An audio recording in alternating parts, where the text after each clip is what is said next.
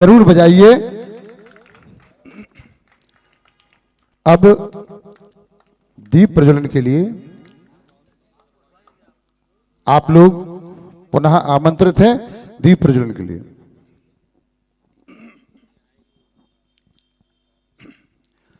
ज्योति से ज्योति जगाते चलो, धर्म की गंगा बहाते चलो, धर्म की गंगा बहाते चलो।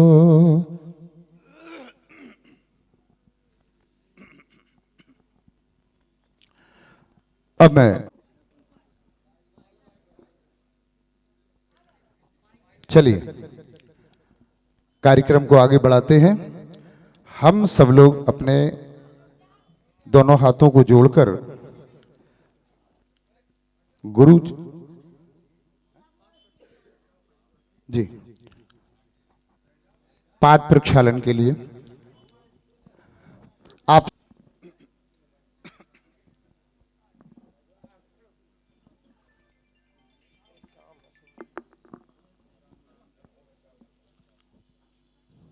चलिए।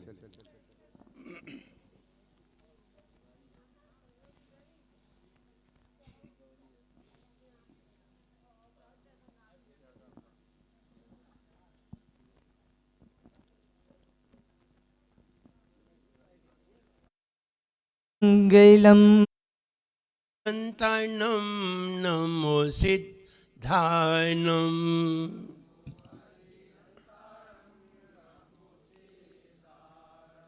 नमो वायर्याणम नमो वच्छयनम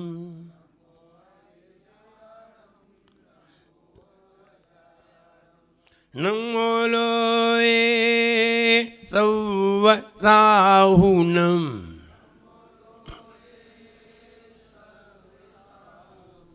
जोले 1000 श्री आदिनाथ भगवान ने की, 1000 श्री महावीर भगवान ने की, परम पूजाचार्य गुरुवर श्री विराट सागर जी गुरुदेव की, अहिंसामयी जैन धर्म की।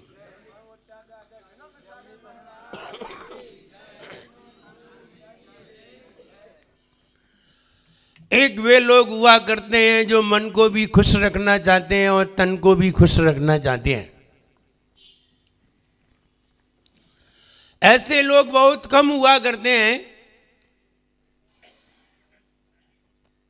जो तन को नहीं मन के साथ आत्मा को खुश रखना चाहते हैं, बहुत कम हुआ करते हैं।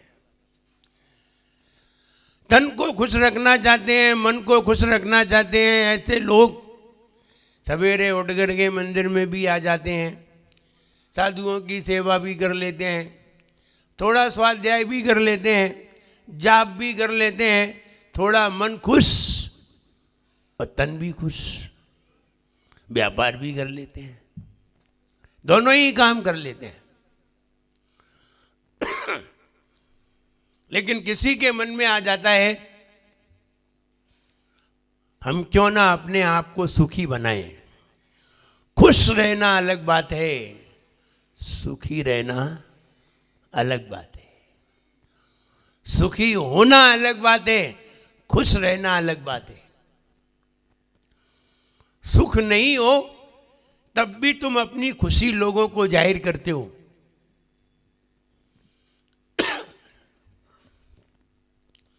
सुख हो तब तो सभी खुशी जाहिर करते हैं। किसी के मन में आ जाए कि खुश तो है लेकिन ये खुशी लाइफ टाइम बनी रहे और लंबे समय तक बनी रहे, सुखी होने का मार्ग ढूंढना है।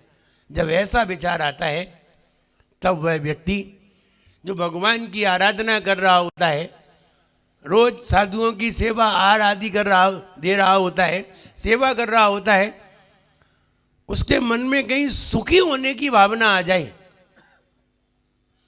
सुखी होने का विचार आ जाए, बोले खुशी तो मिलती है हमें, हम मंदिर आते हैं, अभिषेक करते हैं, पूजन करते हैं, खुशी तो मिलती है, लेकिन हम सुखी होना चाहते हैं। तब ये व्यक्ति किसी साधु की तलाश में निकलता है। तब किसी संघ की शरण का विचार करता है और वहां जाकर के वह खुश तो रहता ही है, सुखी होना चाहता है। तब वह संयम का विचार करता है, त्याग का विचार करता है, और जैसे ही त्याग के विचार आते हैं और त्याग करता है, उसे खुशी के साथ सुख नजर आने लगता है। अभी त्याग नहीं किया था, मंदिर आए थे, अभिषेक किया था, पूजन की थी, सामायिक की थी, स्वाध्याय किया था, आहार दिया था, त्याग कुछ नहीं किया था, खुशी मिली थी। जैसे ही त्याग करता है तो अपने आप को सुखी महसूस करने लगता है। फिर उसे समझ में आने लगता है कि दुख था क्या, और हम समझ रहे थे जो दुख था उसे ही सुख समझ रहे थे। दिलीप भैया बता, भोजन करने में सुख है कि दुख है?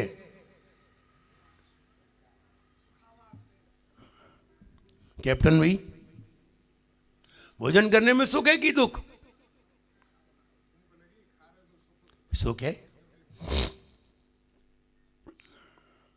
दवाई खाने में सुख है कि दुख?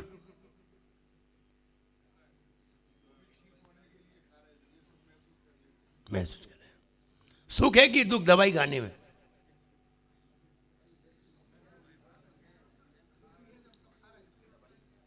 दवाई खाते समय सुख है कि दुख?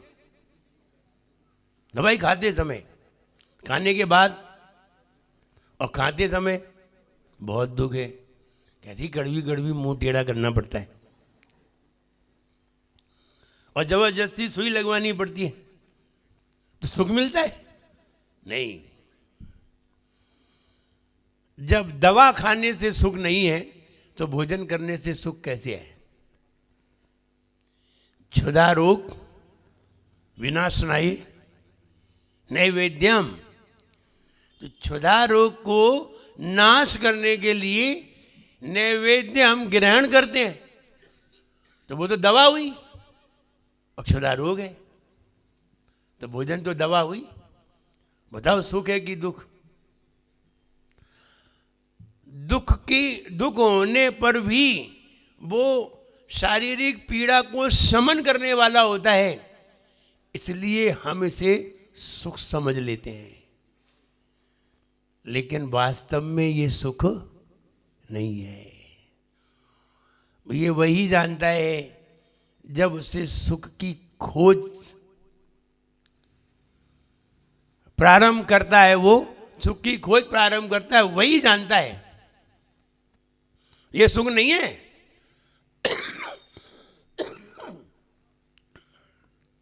गर्मी लगी और हमने एसी चला लिया, एसी में बैठ गए, ये सुख नहीं है। ये शरीर को सुख महसूस हो रहा है, लेकिन दुख तो खोपड़ी को हो रहा है। कितना इंतजाम करना है, और जब सारी असुविधाएं खड़ी हो जाएं तो फिर देखो कितना सुख है। फिर शरीर को भी दुख, मानसिक भी दुख, आत्मा को भी दुख, सबको दुख। और जिसने इनका अवलंबन छोड़ दिया है वो व्यक्ति सारी असुविधाएं मिलने पर भी दुखी नहीं होता। सुखी तो यही है। तभी तो तुम महाराज को देख करके तुम ये महसूस करते हो कि महाराज दुखी हैं? नहीं करते। महाराज को देख करके, असुविधा में रह करके भी महाराज को दुखी महसूस नहीं करते, और तुम सारी सुविधा में होकर के भी हम तुम्हें खुश महसूस नहीं करते। कोई भी महसूस नहीं करता, हम ही क्या, तुम खुद भी अपने आप को महसूस नहीं करते। पराधीन सपने सुख नहीं। अब बताइए, हमारा सारा सुख पराधीन है, सब। भोजन मिले तो खुशी महसूस हो गई, सम्मान में गए, कपड़े मिल गए, खुशी महसूस हो गई। ससुराल में गए, 2000 का नोट मिल गया, खुशी हो गई। हमारा सारा सुख पराधीन है, दूसरी चीज से हम खुश हो रहे हैं। बढ़िया भोजन मिल गया तो खुश हो गए, और नहीं मिला तो दुखी है। हमारा सारा सुख पराधीन है, और जब सारा सुख पराधीन है तो वो सुख है ही नहीं, वो तो दूसरे से मिलने वाली कोई वस्तु है। और जो सुख पराधीन है उस सुख में कोई आनंद नहीं है। आज है, कल नहीं है। स्वाधीन है, वो त्रिकाल है, हमेशा है, हमेशा मेरे साथ है। तो जब वह मानसिक खुशी में उतरता है और मानसिक खुशी के बाद जब सुख की लालसा करता है तो किसी संत की शरण में जाने का मन करने लगता है, फिर सब कुछ त्याग करने का मन करने लगता है, पराधीनता से दूर हटने लगता है, स्वाधीन बनने लगता है। और जब स्वाधीनता की लहर उसके मन में उत्पन्न होती है तो फिर सब कुछ त्याग करना चाहता है। वो ये देखना चाहता है सब कुछ त्याग करने के बाद सुख है या नहीं। और वो सब कुछ त्याग करके शांत चुपचाप बैठ जाता है, फिर महसूस करता है सुख तो यही है। हम कहाँ ढूंढ रहे थे संसार में, कितनी चीज़ों को उपलब्ध करने में लगे हुए थे, कितनी चीज़ों को इकट्ठा करने में लगे हुए थे, सोच रहे थे सारी चीज़ें एकत्र हो जाएंगी तो हम सुखी हो जाएंगी। लेकिन उल्टा निकला, सब चीज़ों को छोड़ने के बाद सुख उत्पन्न हुआ। ये बात उसे महसूस हो गई, और जैसे ही महसूस हुई तो वो त्याग करने पर निकल पड़ा। अब किसका त्याग करें? सब कुछ त्याग करने के बाद अब उसका सिर्फ एक भोजन रह गया। क्या रह गया? भोजन। कुछ भी नहीं रहा, सब छोड़ दिया। अब भोजन में वो पराधीन था, लेकिन उसमें भी उसने त्याग प्रारंभ कर दिया।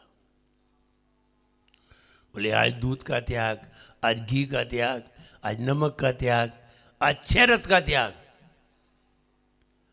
वो त्याग पे उतरा तो उसे सुख महसूस होने लगा। जब रसों का भोजन करते थे तब पेट में बड़ी परेशानियां खड़ी होती थी, और अब नीरस भोजन करते हैं कोई परेशानी नहीं होती। उसे महसूस होने लगा। फिर उसे धीरे धीरे ये महसूस होने लगा कि भोजन का त्याग करने में और आनंद है। जैसे ही उपवास करते हैं, भोजन का त्याग करते हैं, तो कहते हैं आनंद है। हमारे ब्रह्मचारी जी जो पहले आए थे तो दोनों टाइम, तीनों टाइम, दो टाइम तो खाते ही थे, 3 टाइम का मन रखते थे। श्रावक देता नहीं था, 2 ही टाइम देता था। तीन टाइम का मन तो रखते थे वो, लेकिन 2 ही टाइम मिलता था। जब एक दिन हमने कहा उपवास करिए, अब तुम्हारी उम्र 70 के करीब पहुंच गई और तुम्हें उपवास करने का मन नहीं आ रहा है, तो कब आएगा? अब कितने और बूढ़े होने के बाद आएगा? तो उन्होंने उपवास किया और उपवास करने लगे। अष्टमी चौदस को हमने कहा अष्टमी चौदस को उपवास करना चाहिए। अब कहने लगे उपवास में बड़ा आनंद आता है।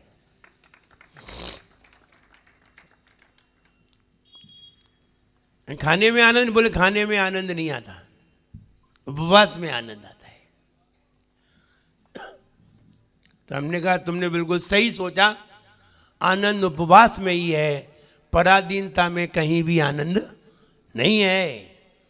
पराधीनता में दीनता है, दुख है, दीनता है। कितनी दीनता होती है जब कोई साधु किसी वस्तु के प्रति इशारा करे तो कितनी बड़ी दीनता महसूस होती है। तुम कहीं भोजन में गए हो और भोजन में जाकर के जीवन में किसी से कहो भाई ये वाली चीज लाओ, तो कितनी दीनता महसूस होती है। हम भूखे आ जाएं लेकिन मांगे नहीं।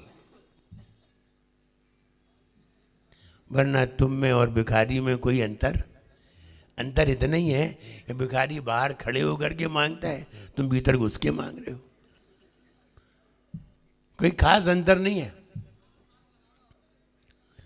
तुम अपने आप को इज्जतदार सोच समझ करके मांग रहे हो और भिखारी बाहर खड़ा होकर के मांग रहा है, अंतर कुछ नहीं है। मांग दोनों रहे। मांगना भीख है। कोई व्यक्ति भिखारी नहीं है, मांगने से भिखारी बना है। अगर वो मांगता नहीं तो वो भी भिखारी नहीं है। और तुमने भी मांग लिया है तो तुम भी कोई साहूकार नहीं हो। मांगना भीख था। साधु स्वाभिमानी होता है। वो कहता है हम भले ही भूखे आ जाएं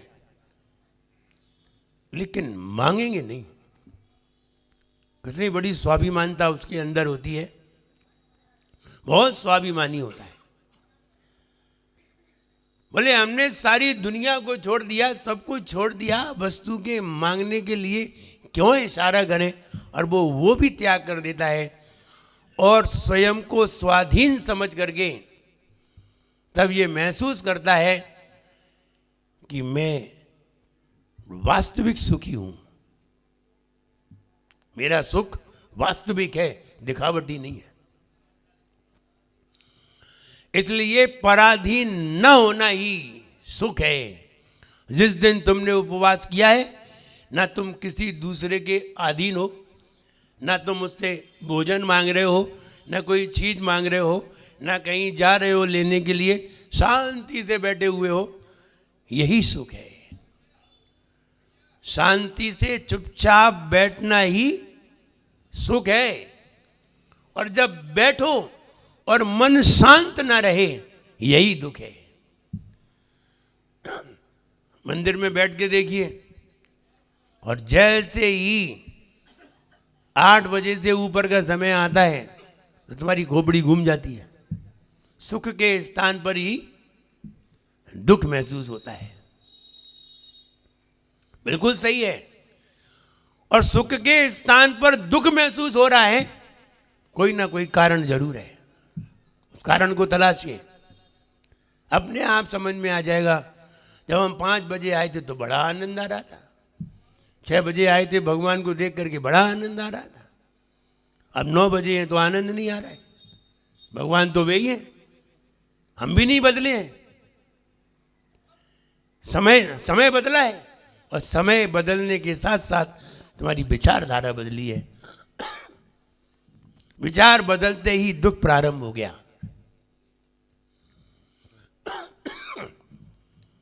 वही रसगुल्ले खाते समय शुरू में बहुत अच्छे लगते हैं, और जब पेट भर जाए तो वे ही बहुत बेकार लगते हैं।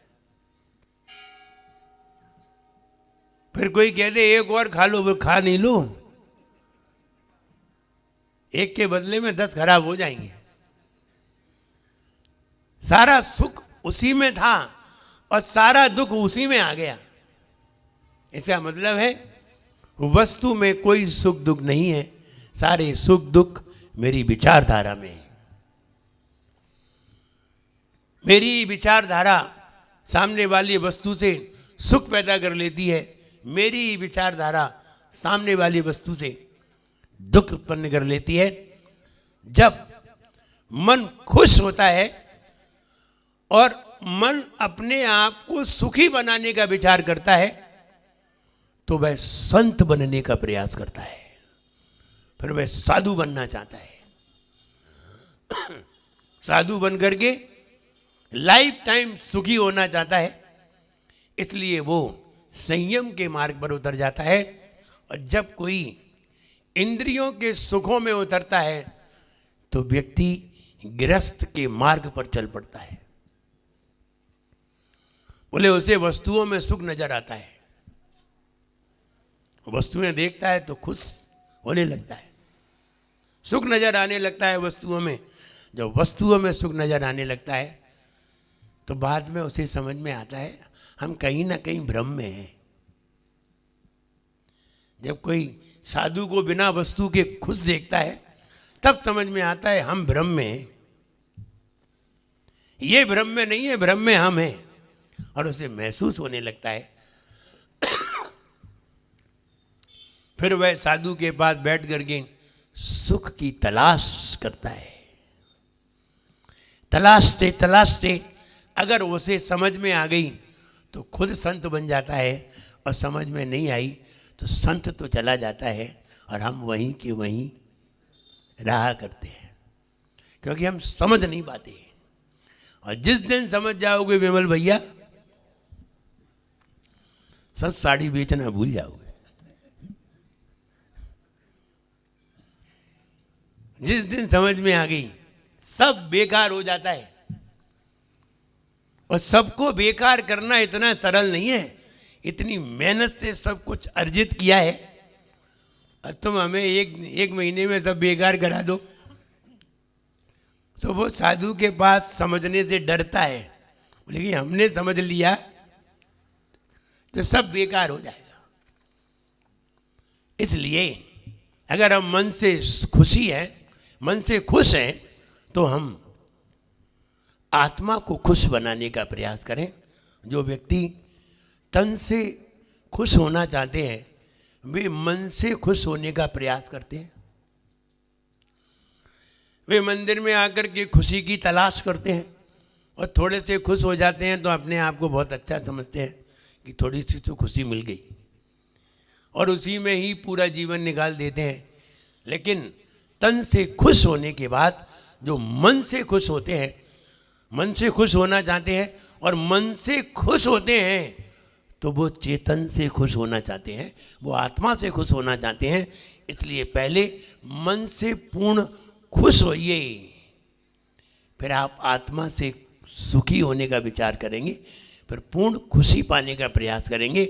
ऐसा प्रयास निरंतर चले तो एक दिन हम अवश्य उस खुशी को प्राप्त कर सकते हैं जो लाइफ टाइम की है। साधु वे ही हैं, साधु वे ही हैं जो लाइफ टाइम खुश होना चाहते हैं। बात विधान की तूने अब बताया जब समय हो गया, आपने बताया ही नहीं। हम भगवान की आराधना करते हैं, तो भगवान की आराधना कई तरीके से की जाती है। आप महाराज को आहार देने जाइए, आप आहार की अनुमोदना करिए बाहर से,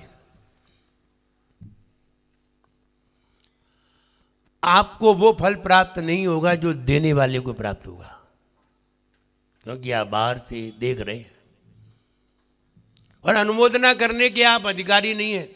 अनुमोदना वही लोग किया करते हैं जिनके हाथ पांव टूटे हुआ करते हैं। जो सांगो पांग हैं वे अनुमोदना करने के अधिकारी नहीं हैं। आप अगर सांगो पांग हैं, सारे अंग उपांग आपके सही हैं, शुद्ध हैं आप, और कुल से भी सही हैं, और आप बीमार भी नहीं हैं, आप मंदिर में दर्शन करने आते हैं, आप एक गुनाह करते हैं, क्योंकि आप भगवान का अभिषेक करने के लायक हैं, और आप अभिषेक नहीं करते। तो आप क्या करते हैं? आप अभिषेक करने की योग्यता पात्रता रखते हुए भी आप अगर अभिषेक को देखते हैं तो इसका मतलब है आप पात्र नहीं हैं। आप कौन हैं? आप पात्र हैं, अपात्र हैं या कुपात्र हैं? आप अपात्र भी नहीं हैं, आप कुपात्र हैं। इसका फल तो आपको मिलेगा। ये मत समझना कि दर्शन करने का ही फल मिलेगा, अभिषेक न करने का भी फल मिलेगा। इसलिए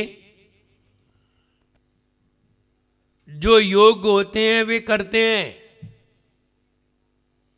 और जो योग्य नहीं होते वे कराते हैं, और जो अयोग्य होते हैं, अयोग्य से मतलब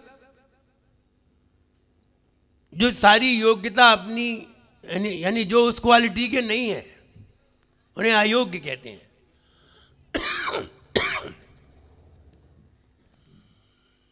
ऐसे लोगों को अनुमोदना का फल मिलता है। आप चाहें कि भगवान का अभिषेक होता है, हम ताली बजा देते हैं, अनुमोदना कर लेते हैं, ये आपकी अनुमोदना गलत है। महिलाओं का अभिषेक देखना करने के बराबर है, लेकिन तुम्हारा अभिषेक देखना महिलाओं के बराबर है। अब तुम पुरुष की श्रेणी में नहीं रह गए, तुम महिलाओं के बराबर हो गए। महिलाओं का अभिषेक देखना पुरुष के बराबर है, लेकिन पुरुष का अभिषेक देखना महिलाओं के बराबर है।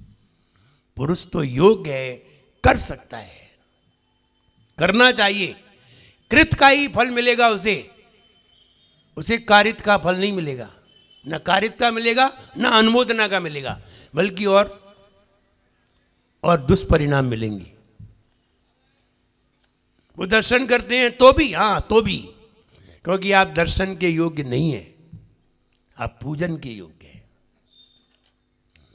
दर्शन के योग्य तो वे हैं जो लूले हैं, लंगड़े हैं, गूंगे हैं, बहरे हैं और बीमार हैं, रोगी हैं, सांगोपांग नहीं हैं, सूतक हैं, सूतक वाले हैं, शोर वाले हैं। इनको दर्शन का फल मिलता है। और जो योग्य हैं उनको पूजन का फल मिलता है, और जो जानवर हैं उन्हें अनुमोदना का फल मिलता है। जानवरों को अनुमोदना का, अपंगों को कारित का, और सांगोपांग वालों को कृत का फल मिलता है। अब आप कृत में है, कारित में है, अनुमोदना में, आप जानिए।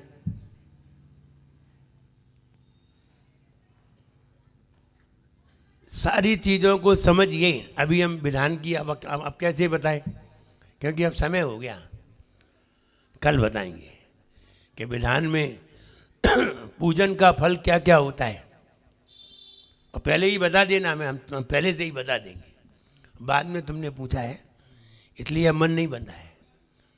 कल बताएंगे कि पूजन कैसे की जाए और कौन सी पूजन का फल व्यक्ति को चक्रवर्ती बनाता है, कौन सी पूजन का फल व्यक्ति को तीर्थंकर बनाता है, कौन सी पूजन का फल व्यक्ति को इंद्र बनाता है, और कौन सी पूजन का फल व्यक्ति को देव बनाता है, और कौन सी पूजन का फल व्यक्ति को नरक ले जाता है। कल जब बोलिए महावीर भगवान ने की पूजन से भी नरक जाते हैं, हाँ जाते हैं, कल देखना। जा वाणी के ज्ञान ते हेलो शोभाणी मस्तके नमो सदा देते हैं दो, हे जिन वाणी